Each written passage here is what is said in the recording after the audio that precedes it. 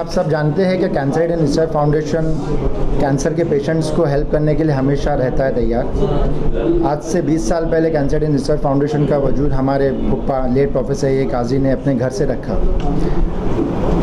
आज इस फाउंडेशन से 20 साल के इस अरसे में अब तक के हमने 20 करोड़ रुपए से भी ज़्यादा पैसों से मदद गरीब और ज़रूरतमंद कैंसर के पेशेंट्स की है और लगभग 13,000 से भी ज़्यादा पेशेंट्स को हमने हेल्प की है। हमारे पास जो पेशेंट्स आते हैं वो कहीं एक जगह से महदूद नहीं रहते, ऑल ओवर इंडिया से, पैन इंडिया, ऑल ओवर हर स्टेट से हमारे पास पेशेंट्स आते हैं जिनकी हम हेल्प करते हैं। और तमाम पेशेंट जो भी आते हैं हम उनको बिना किसी रिलीजियन या बिना किसी जाति के भेदभाव किए हम सभी लोगों को एक नज़र से देख के बराबर से हेल्प करते हैं। आज जो चेक डिस्ट्रीब्यूशन था उसी इस पे कि बाबा हम जो पेशेंट्स इस पेंडेमिक में जिनको तकलीफ़ हो गई थी, जो गांव से बाहर थे, मतलब बॉम्बे में नहीं आ सके किसी वजह से, तो सारे एक साथ आ गए, तो उनको ये चेक डिस्ट्रीब्यूशन हमने ये रखा था, जिसमें हमने हमारे नईम अंकल, नईम दलवी साहब, हमारे तलहा फ़क्की और भिवंडी के कई बड़े लोगों को बुलाए ताकि उनके हाथों से हम ये चेक डिस्ट्रीब्यूशन कर सकें। मैम आपसे जानना चाहूँगा, जैसे मैंने सर से पूछा था कि काफ़ी समय से आप लोग ये इनिशिएटिव लेते आ रहे हैं, लेकिन कोविड के बाद का जो समय था वो पूरी तरह से अलग समय था, लोगों के पास पैसे नहीं थे। इस समय में इस तरह का काम करना क्या ऐसी चीज़ है जो मोटिवेट करती है आप लोगों को? एक्चुअली जो आपने सवाल किया कि अभी ये कोविड का जो फेज़ था बहुत डिफ़िकल्ट था। हम जो काम करते हैं कि पेशेंट से मिलते हैं, उनकी काउंसलिंग करते हैं या जो उनको हेल्प करते हैं, ये सब हमारे लिए बहुत डिफ़िकल्ट हो गया था। लाइक सोशल डिस्टेंसिंग नॉर्म्स को रखते हुए पेशेंट्स को बुलाना, उनसे मिलना बहुत ही डिफ़िकल्ट था। लगभग आप समझे तो बंद ही हो गया था ये सब का। तो हम जो लेक्चर्स वगैरह देते हैं, सब काम करते थे, ये सब हमने जो किया सारा डाइवर्ट कर दिया सोशल मीडिया चैनल्स पे। सोशल मीडिया चैनल्स पे हम उनके लिए लेक्चर्स अरेंज करते थे, लाइव लेक्चर्स डॉक्टरों से, वेल नोन डॉक्टरों से, जो जिसमें कि वो लाइव आते थे और टॉपिक पे बात करते थे, जिसमें जनरल पब्लिक और पेशेंट्स दोनों सारे सवाल करते थे उनसे। फिर ऐसा हुआ कि ये फेज़ जो है फ़ेज़ 2 आया, फ़ेज़ 3 आया। इतने दिन तो घर पे बैठ नहीं सकते हैं सब जो हमारे पेशेंट्स थे। सबसे ज़्यादा इम्यूनिटी लो जो होती है वो कैंसर पेशेंट्स की होती है। सबसे ज़्यादा जो भुगता है वो इन्होंने भुगता है। तो कैंसर जो है ये बैक स्टेज पे चला गया था कोविड के वजह से।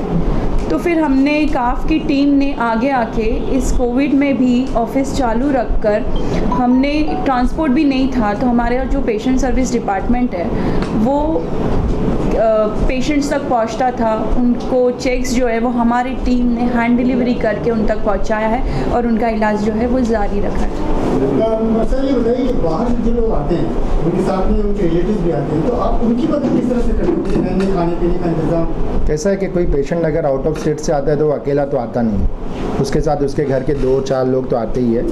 अल्हम्दुलिल्लाह हम उनको रहने के लिए बॉम्बे में उनका इंतज़ाम भी करते हैं और जब उनको कहीं हॉस्पिटल में ट्रैवल करना होता है तो हमारी अपनी एक एम्बुलेंस है जिसके ज़रिए हम उनको जहाँ उनको हॉस्पिटल में जाना है ट्रीटमेंट के लिए, वो हमारी एम्बुलेंस उनको लेके जाती है। फिर उसके बाद जब उनका इलाज मुकम्मल तौर पे अच्छा हो जाता है, वो ठीक हो जाते हैं, तो अल्हम्दुलिल्लाह उनको हम उनके घर लौट जाने के लिए रेलवे का किराया भी देते हैं ताकि वो मुकम्मल तौर से ठीक होकर अपने घर अच्छे से लौट सकें। सर आप क्या कहना चाहेंगे इस इनिशिएटिव के बारे में? ये चेक डिस्ट्रीब्यूशन करने के बाद तो ऐसा है कि जिनके हाथ बंधे हुए थे, हमारे साथ काफ़ी लोग आए हैं भिवंडी से, ये देखने का तो ऐसा लग रहा है कि हर किसी को अपना हाथ जेब में डालना चाहिए और निकाल के देना चाहिए। ये नहीं सोचना चाहिए कि बड़े लोगों का ही काम है, ये फिल्म इंडस्ट्री का ही काम है। हर हिंदुस्तान का नागरिक अगर चाहे तो अपनी जेब से 50-50, 100-100 रुपये भी निकाल के अगर देना चाहे, ये बहुत सारा मामला हल हो सकता है।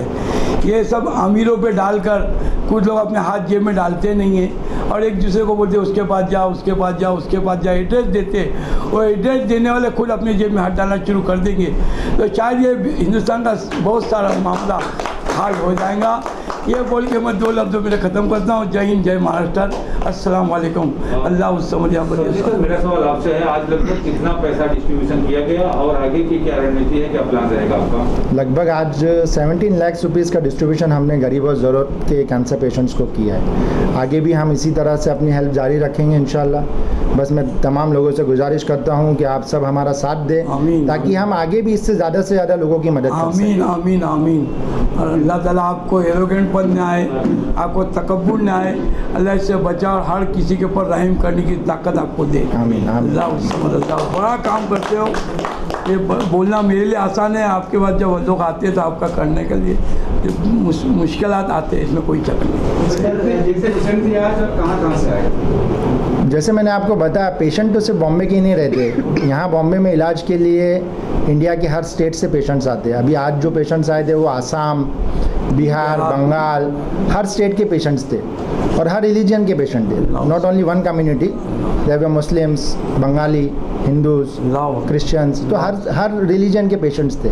तो हम किसी की जब मदद करते हैं तो हम उसका रिलीजन देख के तो मदद नहीं करते, हम सबको एक समान एक जैसे मदद करते हैं। सर ये जो आप चेक देते हैं इसकी कोई लिमिट होती है या जो जिस तरह से पेशेंट बीमार होता है जिस तरह से उसको ज़रूरत होती है उतना पैसा कैसे मिलता है?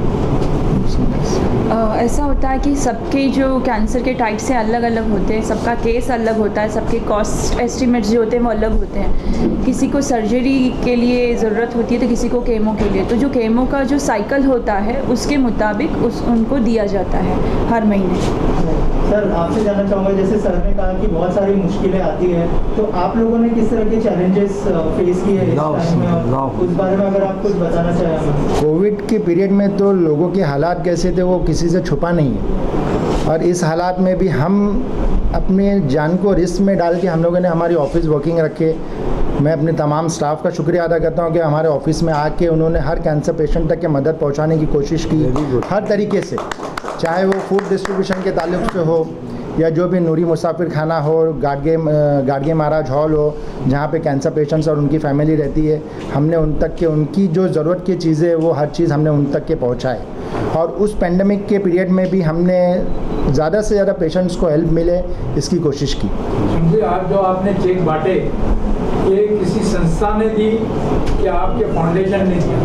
ये कैंसर फाउंडेशन ने ही दी, लेकिन इसमें जुड़े हुए जो लोग हैं जो हमको हेल्प करते हैं, जैसा अभी हमारे साथ साजिद नाडियाडवाला है, फिर जो भी फिल्म स्टार्स है, सबके तरफ से जो हमारे को डोनेशन आता है तो हम इस डोनेशन को ही पेशेंट्स में हेल्प करते हैं। ये संस्था के तरफ से ही चेक गया है, लेकिन हेल्प हमको दूसरे लोग जो करते हैं उनके थ्रू ये पैसा आता है जो हम आगे फॉरवर्ड करते हैं। आपकी संस्था की जानिब से आप नागरिकों से क्या अपील करना चाहेंगे? अपील एक ही है, आप लोग जितना मदद करें हम उससे ज़्यादा मदद करेंगे। आप एक देंगे हम 10 देने की कोशिश करेंगे, जो ज़रूरतमंद पेशेंट है उसको ज़्यादा से ज़्यादा देंगे। हाँ, ये कहूँगी कि आज यहाँ पे जो भी आए हैं उन सब का पहले तो मैं शुक्रिया अदा करती हूँ। सबसे पहले हमारे चेयरमैन जी का, जिन्होंने ये आज प्लेटफॉर्म क्रिएट किया है, इतने बड़े बड़े लोगों को आज यहाँ पे बुलाया है और इतनी बड़ी अमाउंट जो है वो हमारे कैंसर पेशेंट्स को दी गई है। एक अपील मैं यहाँ बैठे सब लोगों से करूँगी कि आप इसके बाद कैंसर एड का नाम ज़रूर करें, कैंसर एड के बारे में ज़रूर बोलें और हमें ना भूलें।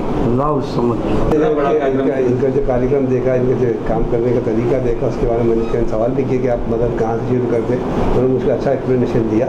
सिचुएशन देखते हुए हमें पेशेंट की मदद करते हैं, उनकी मदद करने प्रोग्राम में बड़ा अच्छा लंबा चौड़ा है और जैसे नीड के हिसाब से डिस्ट्रीब्यूट करते हैं, बहुत अच्छा सिस्टम है। मैं चाहूँगा इनको हमारे जनता को मिलना चाहिए कि उनको सपोर्ट करें, उनको आगे बढ़ावें ताकि उनके हाथ से कुछ और काम हो सके और पेशेंट को ज़्यादा रिलीफ मिल सके। कि मैं एक मस्जिद का छोटा सा जिम्मेदार हूँ, अगर मस्जिद वाले भी चाहें और वो इस काम के अंदर हाथ बटाएं, समझे, जैसा आज जो मेरे से हो सका मैंने कैंसर एड फाउंडेशन को दिया। भिवंडी में कम से कम 400 मस्जिदें, अगर उस मस्जिद से भी थोड़ा थोड़ा अगर कैंसर एड फाउंडेशन के लिए, मैं साहब से भी गुजारिश करता हूँ कि वो भी भिवंडी से शिवसेना हो गया, बीजेपी हो गया, उसकी तरफ से अगर कुछ फाउंडेशन के लिए लाते हैं तो बहुत बड़ी बात हो जाएगी। मैं जो मस्जिद की बात कर रहा हूँ वो मस्जिद जुमा की चंदे पे चलती है, लेकिन कुछ लोग मेरे साथ ऐसे हैं जिनको मालूम है कि आज मैं इस फाउंडेशन में जा रहा हूँ, उन्होंने खुद ने आगे बढ़ के कि बिलाल भाई ये सब जमा करो और आप ये फाउंडेशन को चेक दो। भिवंडी वाले अगर ऐसा करना चाहें तो इंशाल्लाह अच्छी बात है। इंशाल्लाह फाउंडेशन को हम भिवंडी वाले भी मदद करते रहेंगे और फाउंडेशन भी भिवंडी वालों को मदद करते रहेंगे। गुजारिश है इंशाल्लाह। मेरा नाम मोहित मोज़र आगा है, मैं भिवंडी से ताल्लुक़ रखता हूँ। मैं ख़ुद भी 2 NGO चलाता हूँ या उसमें मैं पार्ट ले रहा हूँ। एक कोकन प्रोग्रेसिव ट्रस्ट है और भिवंडी डायलिसिस सेंटर है। हम लोग डायलिसिस फ्री में कराते हैं। लेकिन यहाँ आज मैंने जो देखा, जो जिस तरह से इनका काम, मैं इससे बहुत ज़्यादा इम्प्रेस हुआ हूँ। इन्होंने जो हिसाब से गरीब मरीज़ों को चेक डिस्ट्रीब्यूट किया, इनका काम करने का तरीका जो है वो बहुत ही डिफरेंट है। जैसा दूसरे NGOs है जो इस तरह के कैंसर पेशेंट या आम पेशेंट की मदद करते हैं चेक के द्वारा, लेकिन इन्होंने जैसा कहा कि पूरे हिंदुस्तान से जो पेशेंट्स आते हैं उनके रिलेटिव को रखने का इंतज़ाम, उनको रहने का इंतज़ाम, उन रिलेटिव को खाने का इंतज़ाम, उसके बाद जो मरीज़ जिस हॉस्पिटल में जाना चाहता है, जैसे कैंसर किधर राहिजा में, टाटा में है, तो वहाँ तक उस मरीज़ को अपने एम्बुलेंस में पहुँचाना, और सब अगर ऊपर वाले की कृपा उस मरीज़ पे अच्छी रही और मरीज़ पूरी तरह से स्वस्थ हो जाता है, तो स्वस्थ होने के बाद उसको, क्योंकि वो गरीब है उसके पास तो कुछ है नहीं, तो उसका घर को जाने का टिकट और ये भी जो है ये बहुत ही एक तरह से मेरे लिए एक नया अनुभव था और मैंने ये पहली बार सुना कि इस तरह से भी लोग काम करते हैं। तो इन्होंने ये काम बहुत ही अच्छा है और मैं इनकी प्रशंसा करता हूँ कि आगे ऐसा काम करते रहे। मैं खुद भी माउथ पब्लिसिटी करूँगा, मैं खुद डोनेशन दूंगा और लोगों को प्रोत्साहित करूँगा कि ऐसे ऑर्गेनाइजेशन के लिए आप आगे आए और इनकी मदद करें।